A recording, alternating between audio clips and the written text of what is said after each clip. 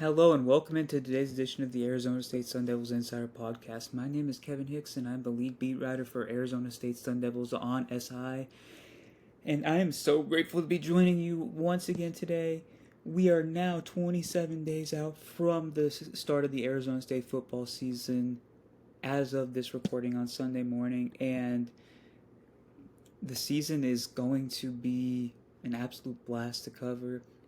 If you followed me over the last few days, I have been to Arizona State camp and I have observed a lot of things.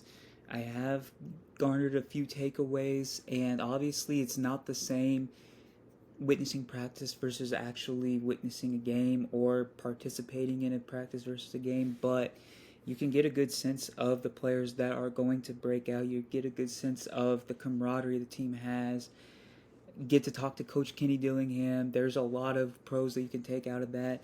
And as you can see on the bottom of the screen, please follow me on X/Twitter at KHicks_21 after the conclusion of this episode if you have an opportunity to do so.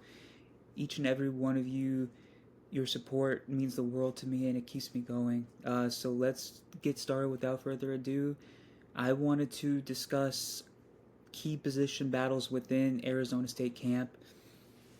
Uh, Media asked Kenny Dillingham about those potential position battles at the conclusion of Friday's practice, and Coach Dillingham kind of went outside the box a little bit. He did bring up the running back room. He brought up special teams. He brought up offensive line. And those are interesting, especially the offensive line, because while the starting group for the offensive line is decided already, there are players waiting in the wings, second, third string, that could be playing their way into starting jobs next season. So that is something to watch. Special teams is obviously something to watch. That's something that Kenny Dillingham has been very thrilled with when it comes to his Arizona State team heading into 2025. That was considered one of the weaker points of the team last season, and the fact that it has improved so drastically in just a few months is a great sign. Uh, let's talk about some of the key position battles. But before that, let's talk about safety. Xavion Alford and Miles Rouser have both been held out the last few days of practice.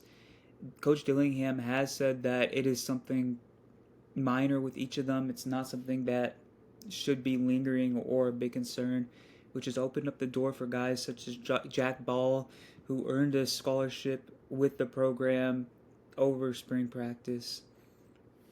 There's several players that have stepped up in that realm, but obviously you want Xavion and Miles both back as soon as possible. Now let's get into the key position battles. So let's get started with Nickelback. So obviously Shamari Simmons is the lone defensive starter that is not returning.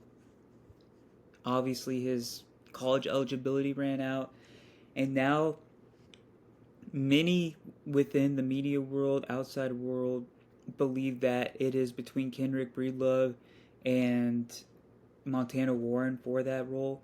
I believe that Breedlove probably has the upper hand right now, just listening to what people within the program, such as DC Brian Ward, have to say.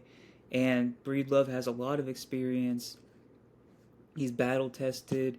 He's a good athlete. He's instinctive. He might not be as physical as Shamari Simmons, but he does complement that secondary very well, in my opinion. And I wouldn't be surprised if he doesn't take that job, but I expect that to be him. And let's go into tight end. As we all know, the starting tight end is determined already. It's going to be Shimon Mateer. But behind him, you have Kamari Wilson, who's been a very, very impressive player throughout camp so far.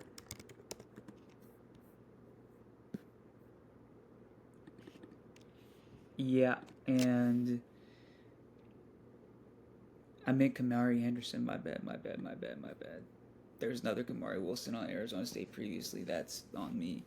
Um, Kamari Anderson transferred from North Carolina, didn't get a lot of run over the last two seasons in terms of playing time. He's really built a strong rapport with Sam Levitt. That's been apparent so far. Obviously, AJ Ia, the dynamic 6'6" freshman that already shows flashes of, this is high praise, but Rob Gronkowski, especially in terms of build already.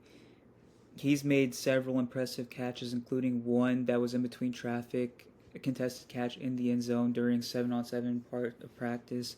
I have brought that up a couple of times, but he looks impressive. Let's move to the running backs room. Obviously, you're going to replace Cam Skattebo. This has been something that's been discussed frequently in all spheres of the Arizona State football fandom, media world, everything in between. Here, I've mentioned it several times. And so far, all three running backs have been very, very impressive. Kanye Udo really has shown abilities to pass catcher. He's only made a couple of grabs so far, but they have been impressive ones, and that's quelling the outside noise that he could not translate to a spread style offense from a triple option offense. And Kyson Brown, he's the favorite of a lot of Arizona State fans. It's hard to say who's separated themselves or if there's any separation at all right now, but if I were to make a guess, I'd say that Kyson is probably in pole position to be the starting back. He might not be a workhorse back, but he probably will start out games. And Raleek Brown has been really, really, really impressive so far throughout the first few days of camp. He's really shown that dual threat ability. He's really shown that he has a second gear. And it'll be difficult to not factor him into the offense as well. And that's, as I've said before, it might be a great problem to have. You have three talented guys that each do different things exceedingly well. They are all willing blockers. They all can enhance Marcus Aurelio's game plan, give him more flexibility when it comes to facing different personnel, different defensive packages, down and distance, everything in between in relation to that.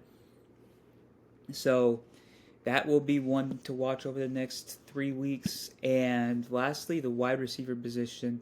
We all know Jordan Tyson is the unquestioned top wide receiver in that room, but behind him there is a lot of competition going on. Jalen Moss, the transfer from Fresno State, is a great possession receiver. He's probably going to bring substantial stability to the room. Jaron Hamilton has really been a breakout star so far in camp. He looks every bit as good as a 4-star recruit would, according to relative to expectations, I suppose. He's shown a lot more than the over-the-top receiver that a lot of fans expected him to solely be. He's a well-rounded receiver, and he's grown a lot since his time in Tempe has begun. Malik McClain obviously made a couple of massive plays in the 2 games he played last season. He's going to factor in. Zechariah Sample has been very, very impressive so far. Noble Johnson has made a couple of highlight grabs. Even guys like Uriah Nellums could see the field depending on situations of games. They have a lot of talent at the wide receiver position. That is something that I don't want to knock the room that was in place last year, but it's a lot better than last season's arrangement. It's a night and day difference. It really is. And we are now less than 4 weeks out from the Arizona State Sun Devil season starting. We will see how these position battles shake out in the coming weeks, in the ensuing days that are to come. And that is all for today. Thank you so much for tuning in today. I hope you enjoyed this episode, and I will see you tomorrow.